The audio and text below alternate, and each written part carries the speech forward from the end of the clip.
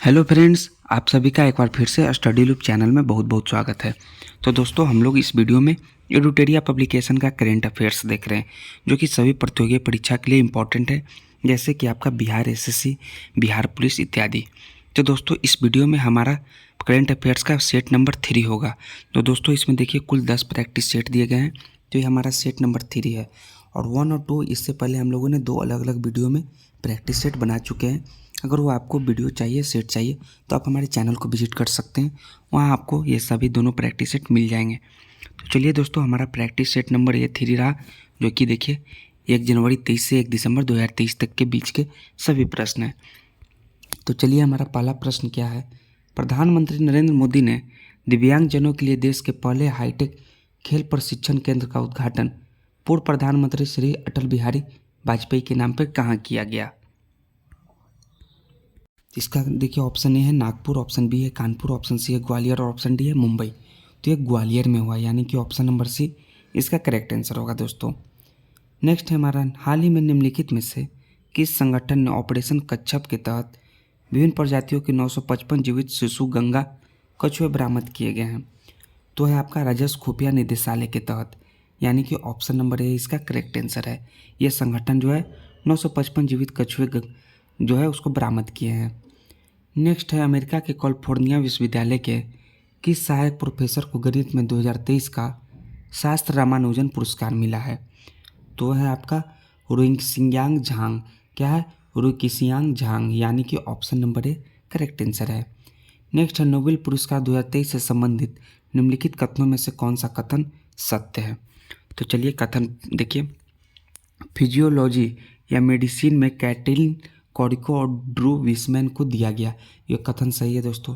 Next है, Norway के लेखक जॉन फिशे को साहित्य का नोबेल पुरस्कार दिया गया है, ये भी कथन सही है दोस्तों। और क्या है, नोबेल शांति पुरस्कार ईरान की मानवाधिकार कार्यकर्ता नरगिस मोहम्मदी को दिया गया, ये भी कथन सही है दोस्तों। यानी कि ऑप्शन 1, 2, 3 तीनों सही है, ऑप्शन नंबर डी इसका करेक्ट आंसर होगा। नेक्स्ट है हमारा, हाल ही में हुए नियुक्तियों में कौन सुमेलित है। देखिए, एक संबंधित क्षेत्र है और ये व्यक्ति हैं। तो मालदीव के राष्ट्रपति मोहम्मद मुइजू, ये आपका सही सुमेलित है। नेक्स्ट है, स्लोवाकिया के प्रधानमंत्री रॉबर्ट फिको, ये भी आपका सही सुमेलित है। Press trust of India PTI के चेयरमैन के.एन. शांत कुमार, ये भी आपका सही सुमेलित है। केंद्रीय प्रत्यक्ष कर बोर्ड सीबीडीटी के नितिन गुप्ता, ये भी आपका सही सुमेलित है। यानी कि इनमें से सभी सही सुमेलित हैं, यानी कि ऑप्शन नंबर डी इसका राइट आंसर हो जाएगा। नेक्स्ट है, रसायन प्रबंधन पर 5वें अंतर्राष्ट्रीय सम्मेलन ICCM5 में रसायन पर वैश्विक ढांचा को अपनाया गया है। इसका लक्ष्य 2035 तक घातक कृषि कीटनाशकों को चरणबद्ध तरीके से समाप्त करना है। तो ICCM5 का आयोजन किस देश में किया गया था। तो इसका आयोजन देखिए, मॉस्को रूस है, ग्लासगो जो कि स्कॉटलैंड में है, बॉन जर्मनी में है, या नैरोबी केनिया में। तो इसका कहाँ हुआ था दोस्तों, बॉन जर्मनी में आयोजन हुआ, यानी ऑप्शन नंबर सी इसका करेक्ट आंसर होगा। नेक्स्ट हमारा, संकल्प सप्ताह नामक कार्यक्रम के संबंध में कौन सा कथन सत्य है। तो चलिए देखिए, प्रधानमंत्री 30 सितंबर को आकांक्षी ब्लॉकों के तहत सप्ताह भर का विशिष्ट कार्यक्रम संकल्प सप्ताह का शुभारंभ किया, यह आप कथन सही है। देश भर के 329 जिलों के सभी 500 आकांक्षी ब्लॉकों में संकल्प सप्ताह मनाया गया, यह भी आपका कथन सही है। संकल्प सप्ताह का प्रत्येक दिन एक विशिष्ट विकास विषय को समर्पित है, ये भी कथन सही है। यानी कि ABC यानी उपयुक्त में से सभी ऑप्शन आपका सही है, ऑप्शन डी करेक्ट आंसर होगा। नेपाल की राजधानी काठमांडू में आयोजित दक्षिण एशियाई फुटबॉल महासंघ, जिसको हम लोग क्या कहते हैं सैफ, अंडर-19 फुटबॉल चैंपियनशिप का खिताब किस देश ने जीता। तो जीता है आपका अपना देश भारत ने, यानी ऑप्शन नंबर ए इसका करेक्ट आंसर होगा। हाल ही में हेल्थवे नामक देश के पहले सोलर रूफ साइकिलिंग ट्रैक का उद्घाटन किस शहर में किया गया है। तो इसका करेक्ट आंसर होगा वो आपका हैदराबाद। हैदराबाद में शहर में उद्घाटन किया गया पहले सोलर रूफ साइकिलिंग ट्रैक का, ऑप्शन सी इसका राइट आंसर है। किस देश में दक्षिण पूर्व एशिया की पहली high speed railway whoosh launch की गई है।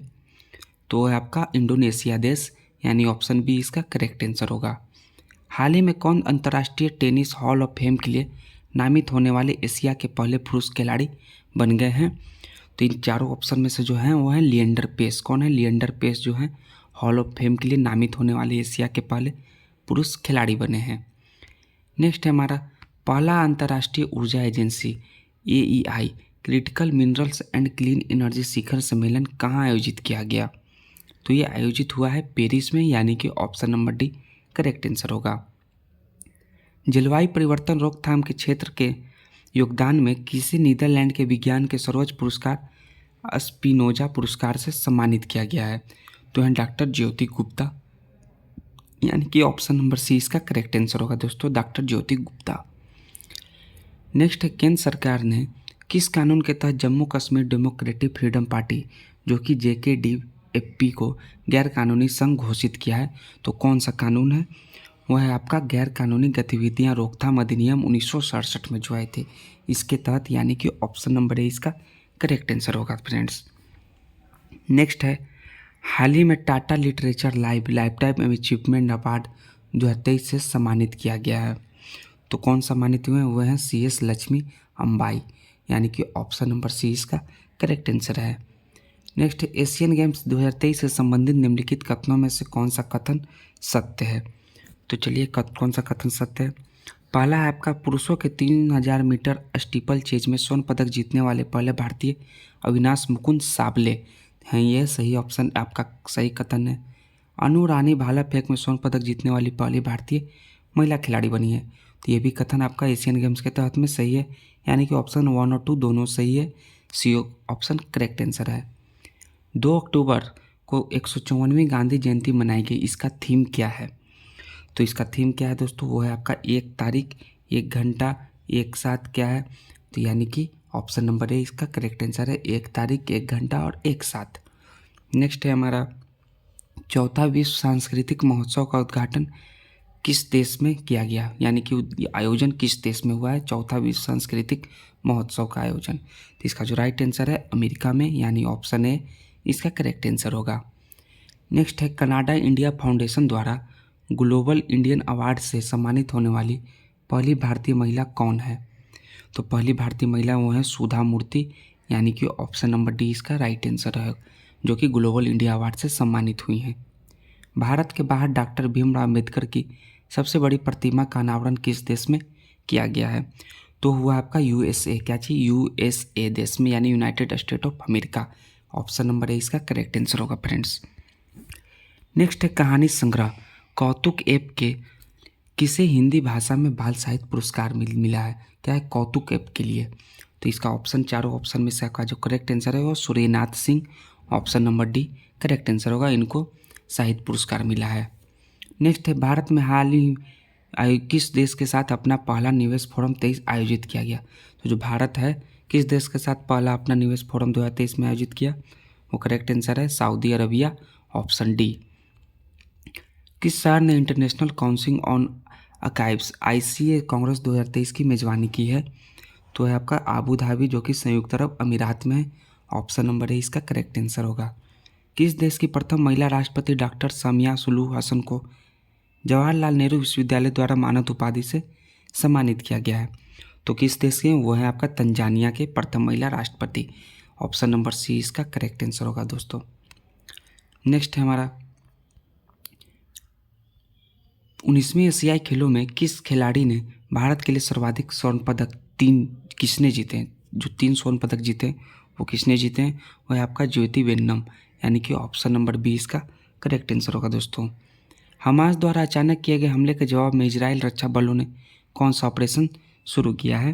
तो ऑपरेशन का नाम है operation iron squad, option number A इसका करेक्ट आंसर होगा दोस्तों। हमास ने इजराइल पर अपने हमले का नाम क्या रखा है? तो जो हमला किया है उसका हमले का नाम रखा है ऑपरेशन अल अक्सा। क्या रखा है? ऑपरेशन अल अक्सा, यानी ऑप्शन ए इसका करेक्ट आंसर होगा। नेक्स्ट है 19वीं एशियाई खेलों के संदर्भ में निम्नलिखित कथनों पर विचार करें। तो आपका देखिए दिया गया है ऊपर कथन में से कौन से सही कथन है, तो कथन को विचार करना है और सही कथन कौन कौन से हैं। समापन समारोह में भारत के ध्वजवाहक PR श्रीजेश थे, यह कथन सही है।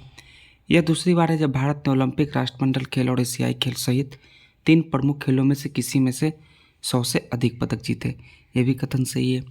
भारत ने हांगजोंग 2023 में 28 स्वर्ण 38 रजत और 41 समेत कुल 160 पदक जीते और पदक तालिका में चौथा स्थान प्राप्त किया। ये भी कथन सही है, यानी कि 1, 2, 3 ऑप्शन नंबर डी इसका राइट आंसर होगा दोस्तों।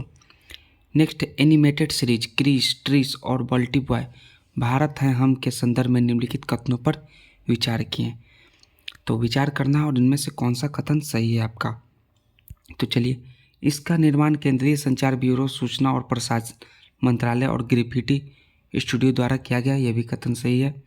इस श्रृंखला का उद्देश्य युवाओं को कम ज्ञात स्वतंत्रता सेनानियों के बारे में शिक्षित करना है। यह भी कथन सही है, यानी कि 1 और 2 दोनों उपयुक्त में से सही कथन है।